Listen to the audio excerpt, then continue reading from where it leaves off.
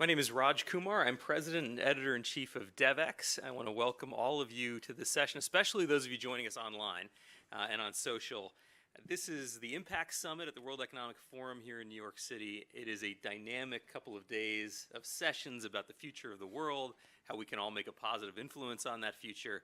And one of the things you'll notice here in 2018 is probably a third of the people you see walking the halls here at the Impact Summit have a little colorful pin on their lapel. I'm not wearing one now, neither is anybody in this panel, but that little colorful But we do have it. I'm sure you do. we got the colors. Those are the Sustainable Development Goals, which I'm sure to those who are following this discussion online are pretty well known. But it's interesting because here at a place like the Impact Summit, or if you go out to the development community that we at DevX cover, everybody knows the Sustainable Development Goals. But you go out more broadly, and I actually wear the pin as kind of an experiment when I go to other things like the White House Correspondents' Dinner. And I find that broad media, mainstream media, they're not so familiar with it. The average consumer, not so familiar. At the same time, the movement toward purpose is growing. The consumers, they care. They care about what are in the SDGs. They care about the issues of health and hunger and environment that are there. And you can see that in the way corporations are moving and responding to them. So what we want to talk about today is how do we connect those things? How do we get the SDGs to really connect to this purpose movement that's out there? And we've got an incredible group of panelists here to help us in this conversation, people who are really working on these issues in three really different ways. So I think we're going to have a great discussion. And I want to ask Claudia Romo-Edelman to kind of get us kicked off, because Claudia, you're a real pioneer in this. So in the global development space, communications and brand building was almost a bad word like 20 or 25 years ago. People thought, oh, we're all about mission, we're about impact, we can't spend time thinking about how to communicate. And you were early on a real leader on this, saying, no, we've got to connect the work we're doing, the important work we're doing, with the public. These have to be shared goals. So you've led communications and marketing and branding at places like the Human Rights Commission, at the UNHCR, at the Global Fund, at the UN, with the Secretary General working on the SDGs. So I want to start with you to kind of give us the big picture and the data. Like, why does this matter? What is this purpose? Consumer-driven kind of purpose mindset out there in the world today, how might we connect it to the SDG agenda? Yeah, and I think that overall the reason to pay attention is because it is a wake-up call, and if not the last call for brands and for companies to start paying attention to, like the SDGs as a great framework to do communication and do integration of all the things that you're doing anyways. And one of the things that it is surprising to me is that there is so much negativity, there's so much negative news happening out there that 50% of the world, according to the Edelman Trust Barometer, have disconnected from the news. And 30% of those 50 have said it's because it depresses them and it doesn't reflect what they're doing and their passions. And if you start thinking about that, you might think, well, the world might be going into a bad place, but as a fact, there's a great deal of beauty and there's a great deal of hope out there, and there's an increasing number of champions that are making a difference, like the people in this panel. And the best news of all is that not only we have a framework and a master plan, like the Sustainable Development Goals, which is a master plan for the future of the people on the planet, but there's a market. Because consumers are increasingly buying with their beliefs and voting with their hearts. 66% of millennials in America have said that they will actually buy from companies that have a heart. And that's not only in America, 73% in China, 75% in India, 66% in Mexico is global, and it's increasing. And it's not only as consumers, but also as employers.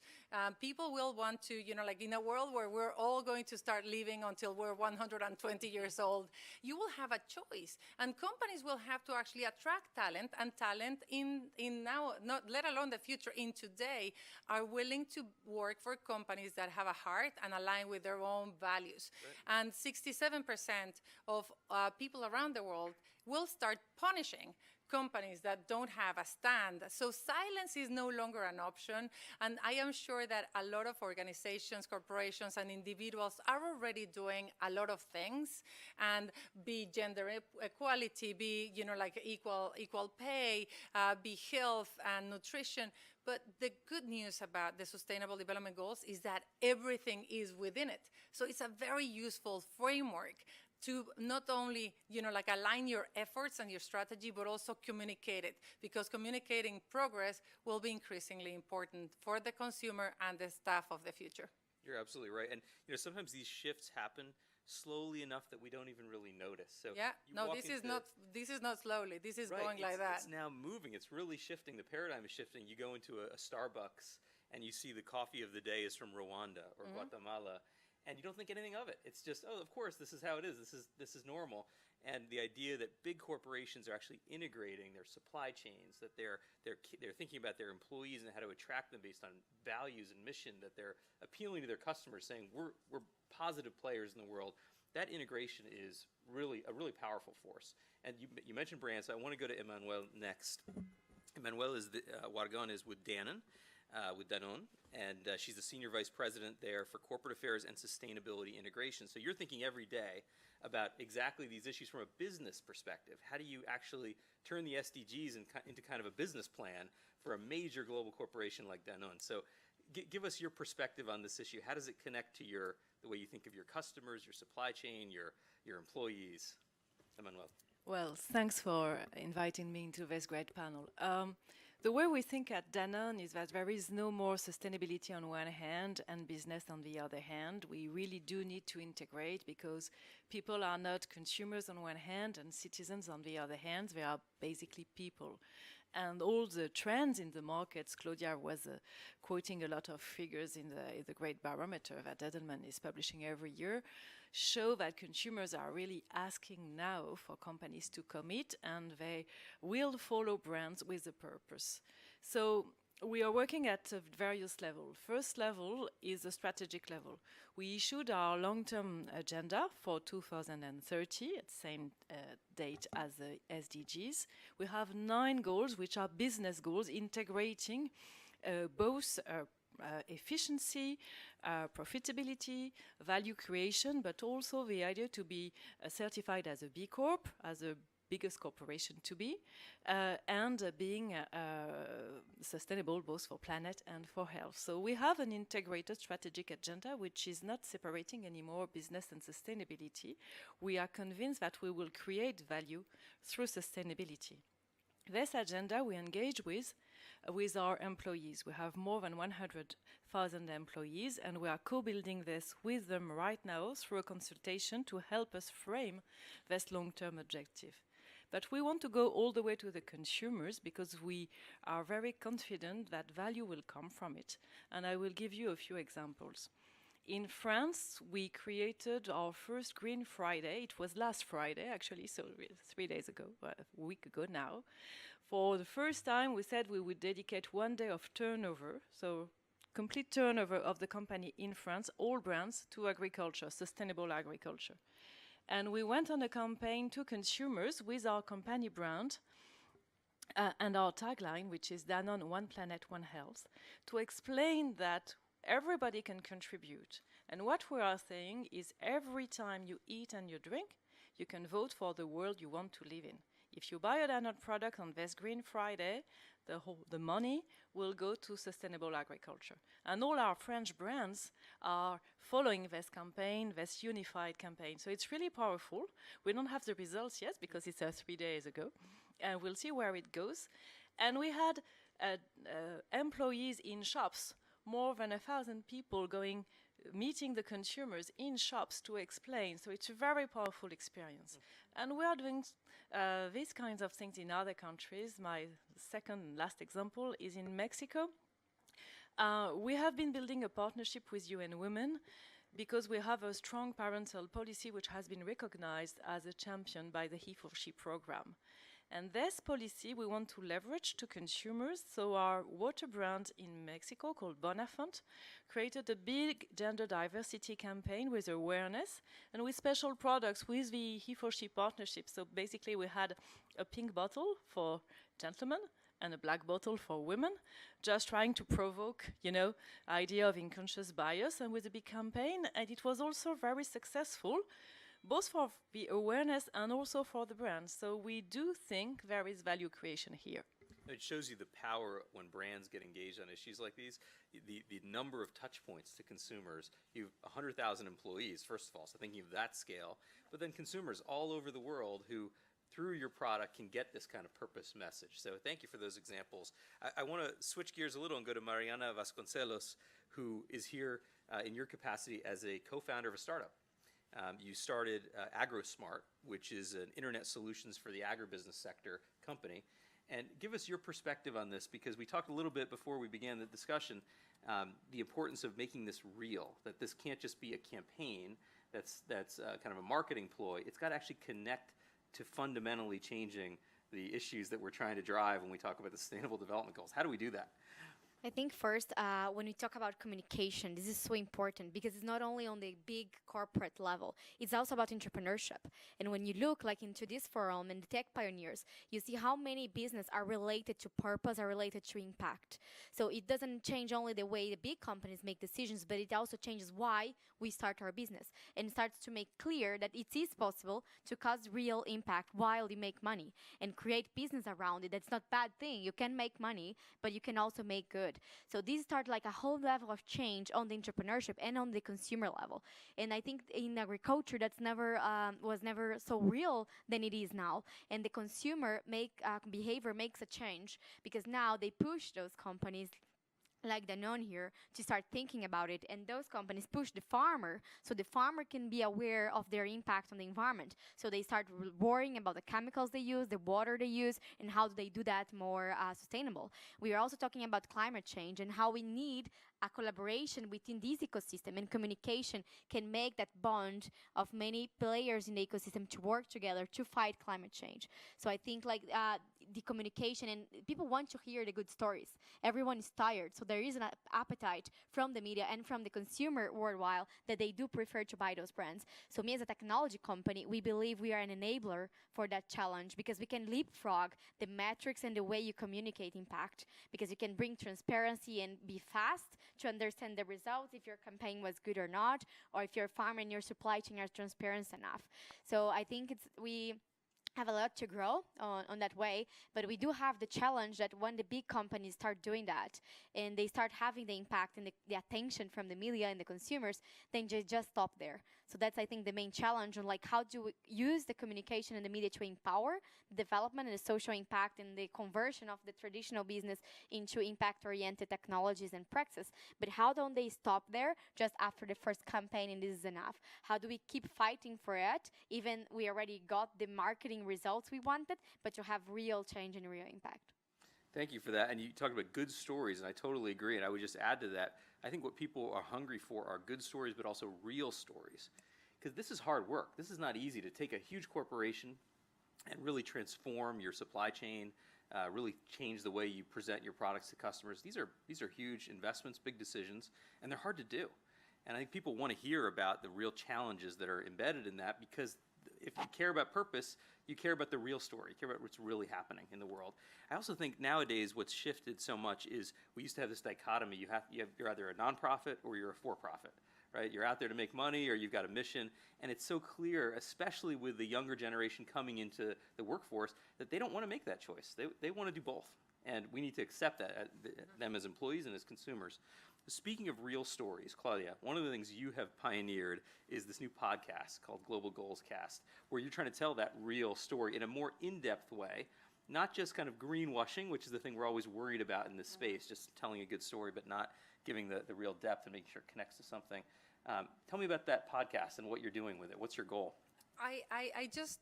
There were two things. The first one is that every week when I was working in the executive office of the Secretary General, every week a little bit I felt like a shrink, because either, we had like a CEO, an ambassador, the president of a country, someone coming and telling me, I was running comms for the SDGs, saying like, look, I am trying to bridge the gap between, equal pay in my company. And I was like, okay, that's awesome. And someone else would come and say, like, I am actually trying to impose, a no plastic policy, or I'm trying. And I was like, okay, so how can I help you? And they were like, I just wanted to tell you. And when you have that for a year, every week, you know that there's a need to talk and to be heard and to listen. And on the other hand, there is an absolute desire from people to hear from something else that they trust. You know, like if there's such a decline in trust in media, and this is not only from the Edelman Trust Barometer, but overall, then the real thing is how are you going to get the stories out directly, and how are you going to incentivize CEOs and people to actually take alternative channels of communication that are intimate. And for me, one of the things that I adore are the numbers of growth of podcasts as well, 21 to 23% growth in a year, every year of podcasts. The audience is so affluent and so intelligent and so committed. And not only that, like only in America, there's 142 million people that consume podcasts, and 42 million of those consume 10 hours of podcast a week. Wow. That's junky material. I mean, like that's really seriously consumption of media. And if you start looking at cities all around the world growing, and the transportation time and the commute time will be increasingly important, podcast really is a great way to talk. And the thing that I love is that it's so intimate. You know, like you have the television or the newspaper there, your phone here, podcast is inside of you. It's so intimate. And so nothing more interesting for me to explain the things that you cannot explain in 140 characters. Like you can't explain migration in 190 characters. No way. You have to do it in a way that presents the pros and the cons in a way that allows people to make their own decisions by listening to the stories and how does it really mean, so that you understand issues supposed to only fear them. And if you start putting the two and two together, the need to talk, purpose growing, and then podcast growing, the absolute necessary thing for me was to create a podcast about the global goals, to tell the stories of progress and the champions that are making a difference. So we started in Davos, and overall what I know is that there has been an incredible, not only, like I have a podcast called the Global Goals Cast, but there's a number of other channels that are popping up because there's so many stories. And so when you have Quartz and you have Devix and organizations that I truly admire and follow, those are the channels that we want to hear. And I want to hear from Danone directly, and I want to hear from AgroSmart directly. Yep. And I want to shout, guys, invest on the brand equity, invest on the SDG brand equity now that is cheap, because in the future, you know, like that ring that is really should represent the best of humanity, the same way that the Olympic rings represent almost like the best of sports.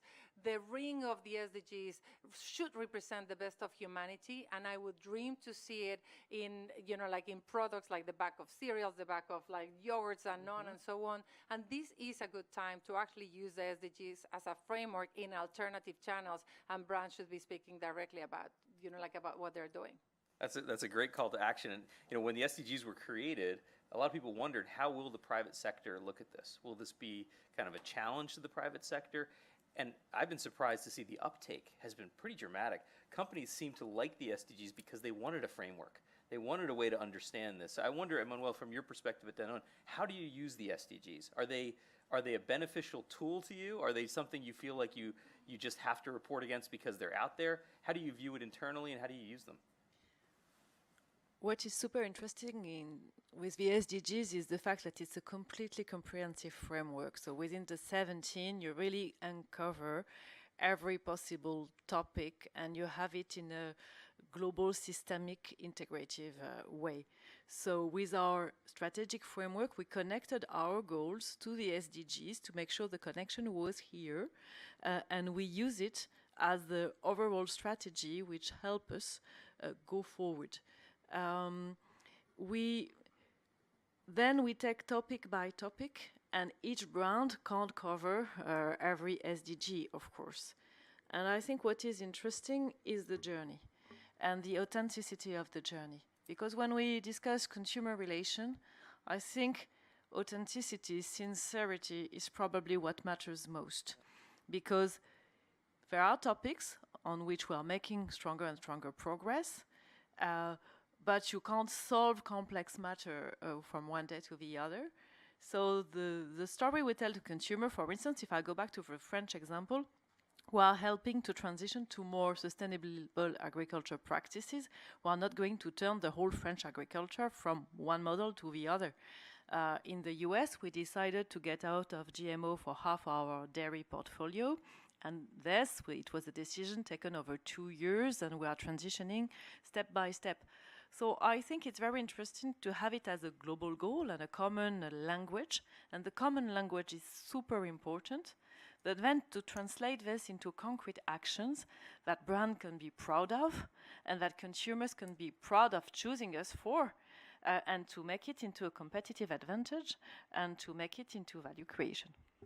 Thank you for that. Just thinking about the word authenticity, one of the positive signs we've seen at DevX, our audience are people who do global development work. And a few years ago, at the early stage of the SDGs, big brands would come to us and they would just want to put an ad on our website. They would want to sort of showcase in a very thin way, here's what we're doing.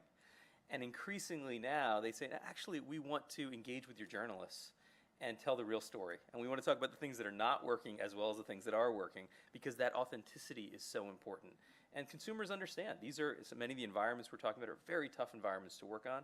Many of the issues are very challenging. And if we don't engage in a real way, we'll never actually get there.